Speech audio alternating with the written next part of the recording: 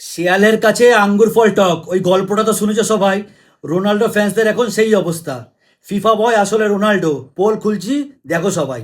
রোনাল্ডোকে world cup qualifier ম্যাচের আয়ারল্যান্ডের সাথে একটা হিংস্র আচরণের জন্য 3টে ম্যাচ ব্যান করা হয়েছিল, স্ট্রেট রেড কার্ড দিয়ে। কিন্তু রোনাল্ডো শুধু একটা ম্যাচ ব্যান থাকে, আর্মেনিয়ার সাথে। তারপর দুটো ম্যাচ ছিল ওয়ার্ল্ড কাপের, ডিআর কঙ্গো আর উজবেকিস্তানের সাথে। সেই দুটো ম্যাচে ফিফা কোনোভাবে লুপহোল বার করে রোনাল্ডোকে খেলালো ব্যান্ড থাকা সত্ত্বেও। ফিফা বয়টা কে তাহলে? ব্যালেন্ডর, ওটা নাকি শুধু মেসির ফেভারে থাকে।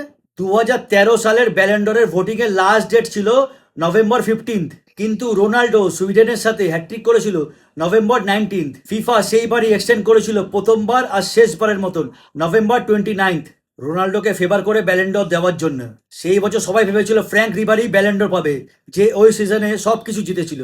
তাহলে আসল ফিফা বয়টা কে হলো?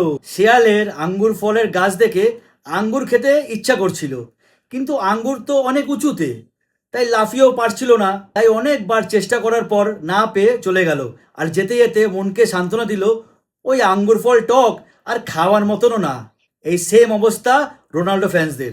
মেসি তো অনেক উঁচুতে, তাই ওই অবধি তো পৌঁছতেও পারবে না, ছুতেও পারবে না রোনাল্ডো। তাই ফ্যান্সরা মনকে সান্ত্বনা দেওয়ার জন্য মেসিকে চোর, ফিফা বয় এইসব বলে। আর রোনাল্ডো মনকে সান্ত্বনা দেয় ইউরো কাপ ওয়ার্ল্ড কাপের থেকে বড় বলে। डिप्रेशन।